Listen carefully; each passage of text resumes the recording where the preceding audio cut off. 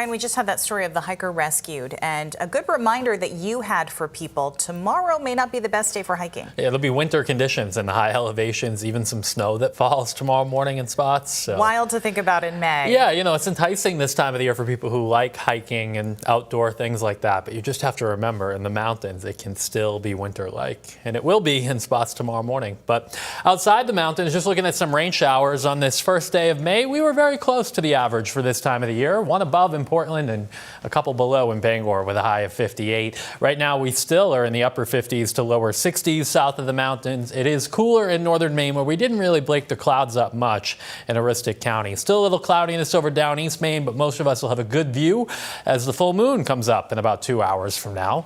There are clouds and showers back to the west. Those arrive tomorrow morning, and then there's a much bigger storm system developing off the Gulf. This takes a track pretty far offshore, but close enough that some of us, especially eastern Maine, will get into the rain on Sunday. So this evening is quiet. We have a clear sky to start. Clouds will be coming in overnight, and here's 6 in the morning.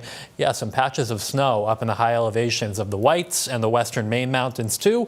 To the south, there will be spotty showers, and this is a time of year where there are soccer games and baseball practices and things like that.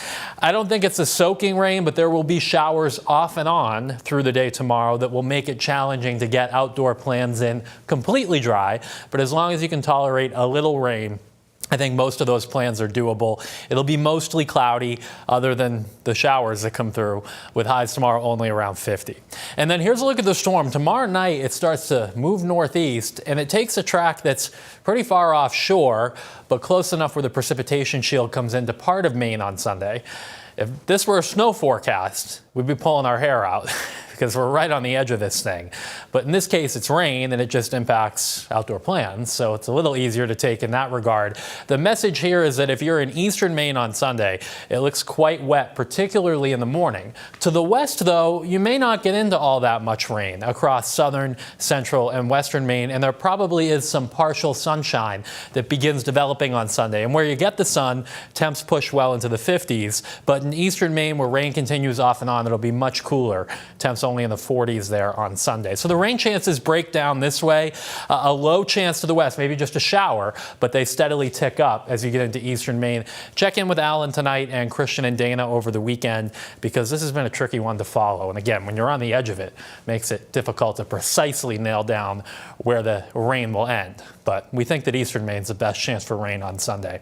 Early next week, this upper level low moves west for a couple days, and we get into a milder flow for the middle of the week. End of the week, though, it looks like it comes back, so it looks cool and wet to end next week. On the water tomorrow, seas 2 to 4 feet with a southeast wind 5 to 10 knots. So lots of clouds tomorrow with kind of off and on showers. There will be dry times, but you've got to be rain ready.